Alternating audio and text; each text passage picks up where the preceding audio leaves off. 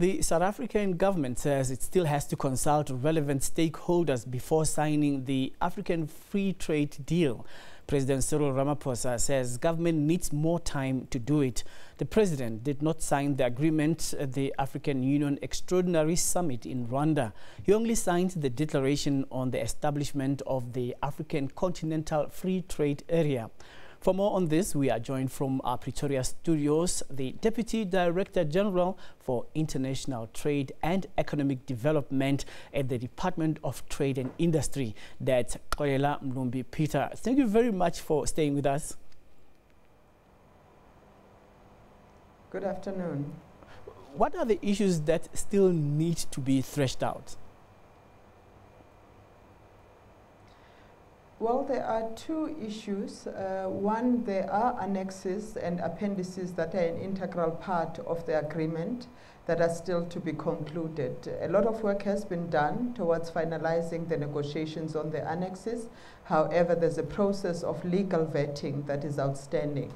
So that is an issue that is going to be addressed as part of the built-in agenda following the signature and the summit that was held in Kigali this week. So that will be one issue that will need to be resolved. The second issue is that for South Africa to sign, we need to go through our own internal legal and constitutional processes that will follow the conclusion of the annexes and the outstanding appendices. What would a free trade agreement mean for intra-Africa trade, as South Africa has bilateral trade agreements with other countries on the continent?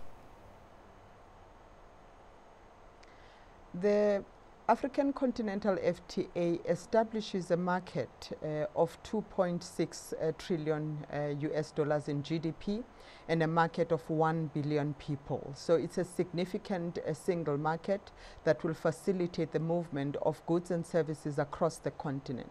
South Africa currently has a number of bilateral agreements, but also is a member of the Southern Africa Customs Union and the Southern Africa Development Community. So already it has free movement of goods in terms of SADC and SACU. However, the new arrangement will mean that we have access to new market access opportunities, mainly in North Africa as well as West Africa. So what it means is that South African traders and exporters will be able to have preferential access into West Africa and mainly North Africa, because East Africa is covered by the tripartite free trade agreement between COMESA, EAC and SADC. So what are the challenges that the continent will have to overcome to make good of the promises of the free trade agreement, given that there are barriers to various African countries that are trading with each other? Well, we have ensured that the Continental FTA is underpinned by a development integration agenda, because market integration alone and dismantling of tariffs alone is not sufficient to ensure that we are able to enhance intra-Africa trade. Intra-Africa trade is currently at 16%, and that is very low by global standards. So what is required is to ensure that as part of this very important effort of integrating the various markets of the continent, that it is also supported by infrastructure development, which is critical to reduce the cost of doing business in the continent, but also it is supported by industrial development, which will be pursued through the development of regional value chains, so that we are able to enhance industrial development and the diversification of the productive capacity in the continent. When you talk about a value chain, it seems like value addition is not developed to a higher scale in most economies in Africa, especially when we talk about beneficiation. Most economies are based on extraction of natural resources and exporting them only. So does this not make this free trade agreement just to be about talk, but not benefiting the ordinary citizens of those specific countries? We are addressing that, which is why one of the critical components of the development integration agenda is industrial development, because there is recognition that a number of countries rely mainly on exports of primary products, which leaves them vulnerable to global shocks, because as prices of commodities change, then it means that those countries remain vulnerable to the changes in the global economy. So to try and ensure that the benefits to the African Continental FTA benefit or accrue to a bigger number of countries, we are also focusing on diversification of the productive capacity, and also ensuring that we are able to encourage the beneficiation of our resources in the continent. And South Africa has taken a very active role in this regard.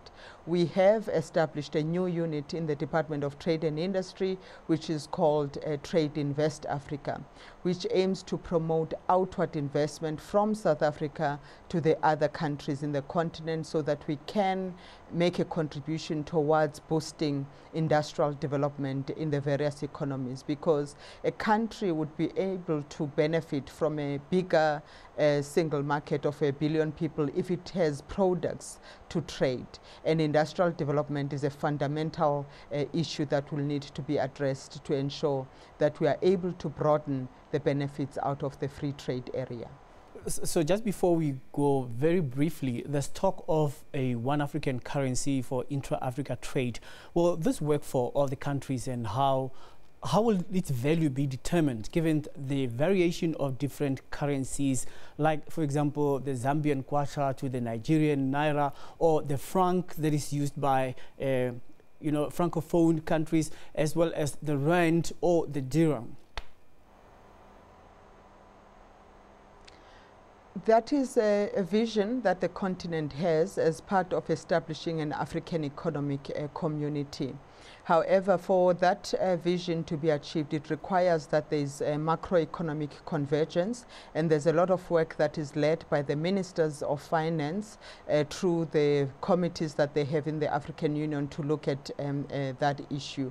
In SADC, a lot of work has been done with regards to macroeconomic convergence, which will set a very good basis for the single currency. But it is not an immediate vision at this stage. Thank you very much for your time. Deputy Director General for International Trade and Economic Development at the Department of Trade and Industry, Xolelwa Mlumbi-Peter, talking to us live from our Pretoria studios. And we're going to have to leave our business right here.